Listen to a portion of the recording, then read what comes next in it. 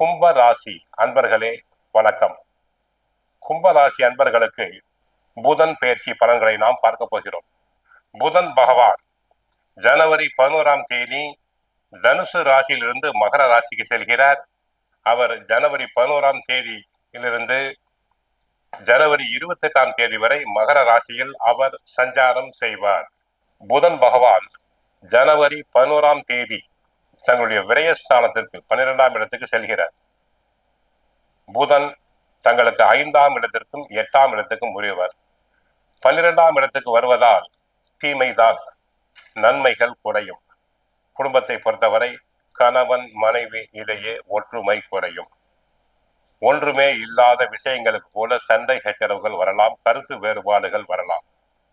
பிள்ளைகளால் தொந்தரவு, கடன் தொல்லைகள் அதிகரிக்கும், வீண் வாக்குவாதம் உண்டாகும். உத்தியோகத்தை பொறுத்தவரை தங்களுக்கு நியாயமாக கிடைக்க வேண்டிய பதவி உயர்வு, இடமாற்றம் போன்றவை தடங்கள் ஆகலாம், தாமதமாகலாம். உத்தியோகத்தில் உயர் அதிகாரிகளுடைய கண்டிப்புக்கு ஆளாவீர்கள். அடிக்கடி பிரயாணங்கள் செல்ல வேண்டியிருக்கும். சிலர் உத்தியோகத்திற்காக குடும்பத்தை விட்டு பிரிந்திருக்க நேரிடலாம்.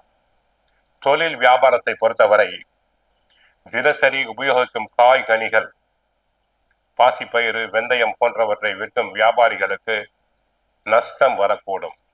ஆகவே வியாபாரத்தில் கவனம் தேவை. பிறரை நம்பி தொழிலில் முதலீடுகள் செய்தல் கூடாது, அகலக்கால் வைத்தல் கூடாது. அதிக உழைப்பு தேவைப்படும். தொழில் ரகசியங்களை பிறரிடம் சொல்ல வேண்டாம். ஐடி துறை அன்பர்களுக்கு பதவி இழப்பு ஏற்படலாம். உத்தியோகத்தில் இழப்பு உண்டாகலாம். வேலை விட்டு நீக்கப்படலாம். வேலையில் உள்ளோருக்கு சம்பளம் குறைக்கப்படலாம். வெளிநாட்டு வேலைகளுக்கு எதிர்பார்த்தோருக்கு தற்சமயம் தடங்கள் உண்டாகும். பத்திரிகை துறையில் உழைப்பு அதிகம். மக்களிடையே புகழ் செல்வாக்கு குறையும். உழைப்பு அதிகமாக இருக்கும். அடிக்கடி வீண் பிரயாணங்கள் செய்ய வேண்டியிருக்கும். தரகு, கமிஷன், ஏஜென்சி துறையில் ஈடுபடும் அன்பர்களுக்கு வருமானம் குறையும். வீண் பிரயாணங்கள் செல்ல வேண்டியிருக்கும்.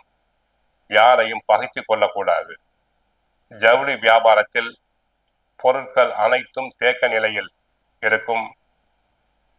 அகலக்கால் வைத்தல் கூடாது, அதிக முதலீடுகள் கூடாது. ஏனென்றால் கும்பராசி அன்பர்களுக்கு 7.5 சனியில் தன குடும்ப வாக்குஸ்தான சனி நடைபெறுகிறது. அதிக முதலீடுகள் வேண்டாம், அகலக்கால் வைத்தல் கூடாது. கல்வித்துறையை பொறுத்தவரை மாணவர்கள் நன்றாக கஷ்டப்பட்டு படித்தல் வேண்டும். பெற்றோர் சொற்படி, ஆசிரியர் சொற்படி கேட்குதல் வேண்டும். ஆக அனைத்து துறைகளிலும் கவனம் வேண்டும். கோவிலுக்கு சென்றால் புதன் பகவானை வழிபடுங்கள், மகாவிஷ்ணுவை வழிபடுங்கள், விஷ்ணு சகசரநாமம் பாராயணம் செய்யுங்கள். வாழ்க வளமுடன், மங்களம் உண்டாகட்டும்.